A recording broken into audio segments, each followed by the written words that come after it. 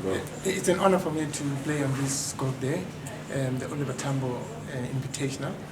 For the past 3 years, I've managed to gather money from sponsors to sponsor a hole. And who is he? I first met Comrade President Tambo in 1977. That is when I was in Zambia.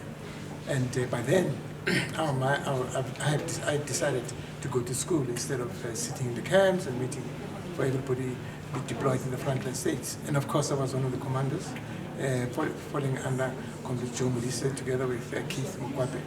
And the commander of the ANC, Joe Modise, was reluctant to raise me, saying that who's going to occupy my place. And but I said I want to see the president personally.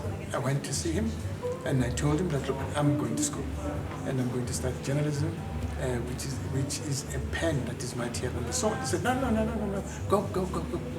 And I'll write a letter and tell them that I've been released.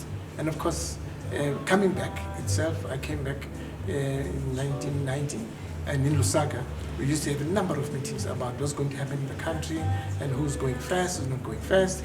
But at that time, he himself has started negotiating, especially with progressive white people who wanted the apartheid, which was a condemned act against humanity. Yes. Which was adopted by the United Nations as a country that does not obey international laws and South Africa's laws, and the country where the majority of the people were subjugated in terms of they were oppressed. There were mass uprisings in the country, and of course those uprisings were instigated by Comrade Oliver Tambo, because every January the 8th he will say, this is what we call combat Indlela. This is how we're going to be able to attack pylons, stations, railway stations, where there are goods only. And he was committed to make sure that the people of South Africa are free. He was a leader who was committed to ensure that the Freedom Charter itself, which is the base document for our constitution, is being adopted. And so we are happy that we are at home, but he should have seen this democracy that he's fighting for. And of course, he established a number of operations, not done by him, but conducted by him. For instance, when in Botswana, we were about to infiltrate people inside the country, he asked whether are we sure that we're doing the right thing. We told him that no, we are sure that we're doing the right thing. But he made it clear, saying that I don't want civilians to be attacked or killed.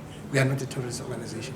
And if you read the biography of his Comrade President, that book articulates the role that he played in the struggle for South Africa. And so I'm saying we're happy at Johannesburg Country Club. We played wonderful golf, and in his moment. Thank you, Bob. Nice.